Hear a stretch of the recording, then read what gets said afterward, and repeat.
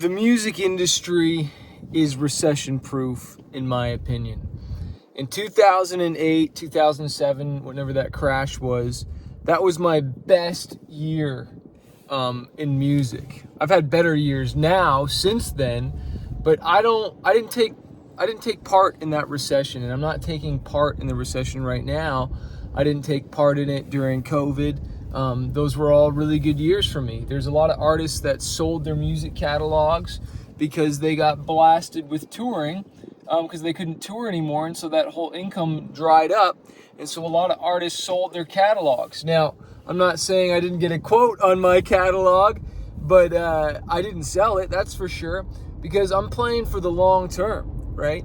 And you want to think about like what Jay-Z says. A lot of artists, they take that quick advance right now, but then they have no equity. They have no long-term opportunity in the game. It's kind of like with real estate. You know, when you invest, you want not only the cash flow every month, but if you sell when you get the gains, you want to take a piece of the upsell of that deal as well. And so with music and stuff, that's why I want to encourage you, man. Don't be so quick to want to sell out to a label because they're playing for the long-term game.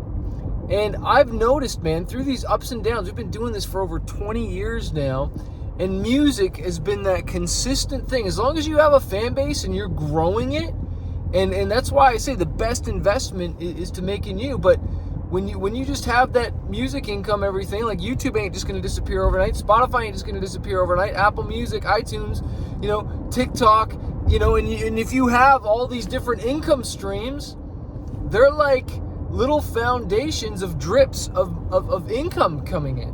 And that's why you should have multiple streams of income. I talk about it in one of my courses, my training. And I'm going to be talking about it on the 10X Your Fanbase, the next challenge. Go to 10xyourfanbase.com/live challenge. It's going to be awesome, but you don't want to just rely on one income source, man. Like, obviously, you want to have your big one. Maybe that's your job or whatever, right? And I've said in previous videos, never quit your job until you've way built up your other income stream to pass that, which I didn't because I didn't know. I was ignorant. Why do people perish? They perish for a lack of knowledge because they don't know things. That's why we perish. That's why we sign things and do bad deals and do things, because we lack the knowledge. And we don't learn things, and we won't spend whatever it is to learn something, and then we end up paying later on. That's the sad part. There's a lot of artists refuse to pay and invest in themselves because they think they're so smart. Well, but they pay. What's easy on the front end is hard on the back end. What's hard on the front end is easy on the back end. That means that you got to do what's hard on the front end so your life will be easy on the back end. But music is worth you investing in for the long term. You are worth investing in for the long term. Invest in the songs. Invest in collaborations. Invest in good marketing, good branding, good mixing, good mastering. But it's just not that. And I've talked about this for years, that you've got to market. You've got to get out of the box. You can't just keep circling the same roads and expecting to grow. You've got to do things differently. Big friend of mine, when he saw I got all those Spotify playlists, he's got more monthly listeners than me, yet he's texting me, how did you get all those playlists and stuff? Why? Because he's hungry. He's watching. He's willing to learn. Even though he's bigger than me, he's not afraid to text me, email me, ask me a question, because I know he's hungry. He wants to grow. But the question is, are you hungry? Do you really want it? Then why aren't you showing up on this next 10X challenge and going to ask the questions if you're so hungry? If you want it so bad, right? Who else is going to let you ask questions who's got over 1 million monthly listeners? Who are they? Who's coaching you? Your broke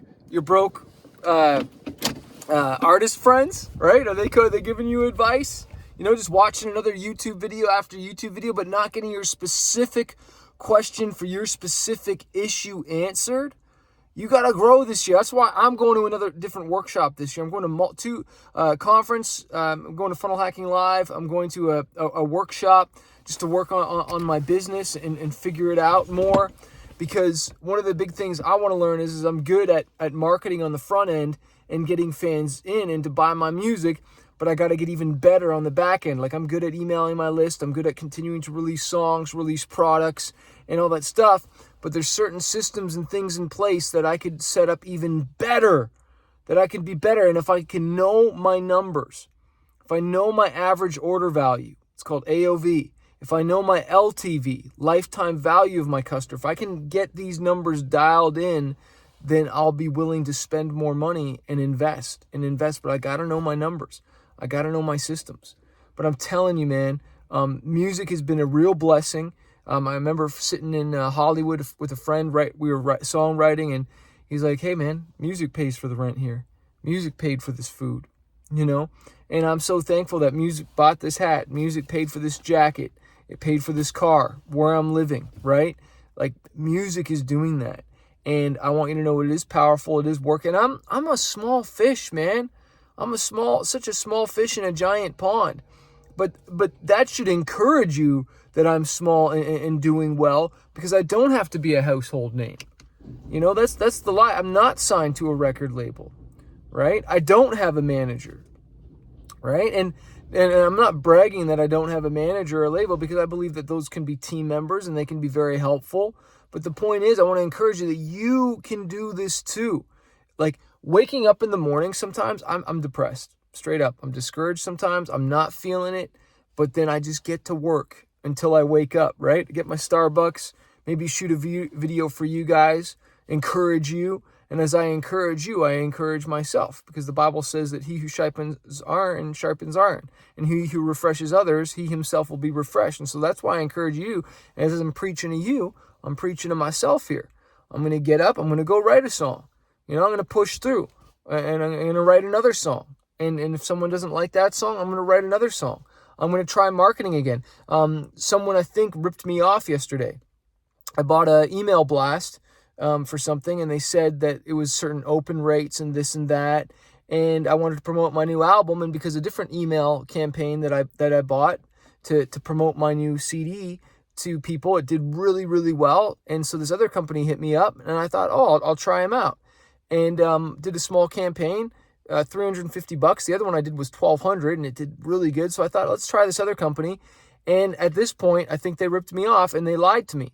And it was really frustrating. And I'm dealing with those things while I'm writing, while I'm marketing my songs. Today's my last day to hit the Billboard charts. And so I've really got to push, and I've got to wake up and find that energy, find my second wind to push through. I got to follow up with this company and say, yo, give me the data. I want to see, you said it was this, but but that's not what happened. You know what I mean? And so I got to call them out potentially. Well, we'll see. But I'm hitting roadblocks, and I'm chewing on glass every single day like you are. But I just refuse to listen to the doubt. I refuse to listen to the voice of fear. I choose to listen to the voice of faith. I choose to say I'm more than a conqueror. I can do all things through Christ who strengthens me. God's got a plan. He's got a purpose for my life.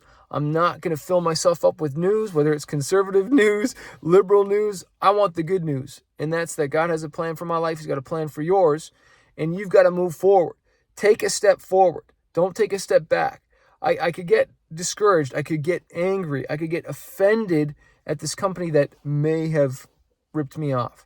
And sure, I'm sure the email went out, but what I think is that I asked them if the email list was new, and I was asking them the open rate, and I was asking them some certain things, and I think she gave me false information. Am I going to get offended and whatever? No, but it did happen, and I'm not happy with it, but I'm not going to get into the position of offense and anger, right? And it's easy to do that. I got in the mail some speeding tickets. They put up this speeding zone where I used to live, and they didn't, for whatever reasons, I didn't know about it. And it's like, dude, if you even go, it's 40 kilometers an hour, which I don't know what that is in miles. It's like 30 miles an hour. It's really, really slow, right? And if you just went over it a little bit, you get blasted with a ticket. They take a picture of your license, and they already got rid of the whole machine. So it's like they put it up for a few months, nailed all these people. And so I'm getting these, and we tried to fight these tickets, and it looks like we lost, which is great. It's good to be in China here, Canada. But the point is, I'm not going to get angry. It's a speeding ticket. And it's funny how that's actually a metaphor I've used many times, is that sometimes things go wrong in your life. And sometimes a lot of people say, it's just a speeding ticket. You just pay it, move forward, right? Don't let these things become massive obstacles and stop you from pursuing your dream. Don't let these certain things that have happened to you, that have hurt you, stop you. Whether it's a relationship, business deal, someone in production. Like, I've heard lots of horror stories of producers ripping people off, labels ripping off, and I'm really thankful. I've been really blessed to work with such good people. I haven't had experiences like that, but I know they happen. But look at it as a speeding ticket. Just pay it, move forward, and don't let it stop you. There's bigger things for you to do, a bigger calling for you, bigger purpose for you, right? But you've got to tap into that and go slay some Goliaths in your life. Go slay these giants, and let's move forward, man. I'm going to go write some songs today. I'm going to go market some songs. I hope you do the same. May 23rd, starting Monday, we start at 11 a.m. for the VIPs and go to 1 p.m. Okay, so the 11 to 12 is VIPs, Q&A, ask me any questions. Then 12 to 1 is the training. We're going to be doing Facebook and Instagram ads, targeting your fan base, how to sell your music, monetize it, merch, and of course, Spotify every morning. We'll be talking about some really great things. And it's not just the questions you're going to ask, it's the questions that other artists are going to ask that you didn't think of, that you're going to learn from and change your life. I hope to see you there. 10xyourfanbase.com/live challenge. I'll see you there. Peace.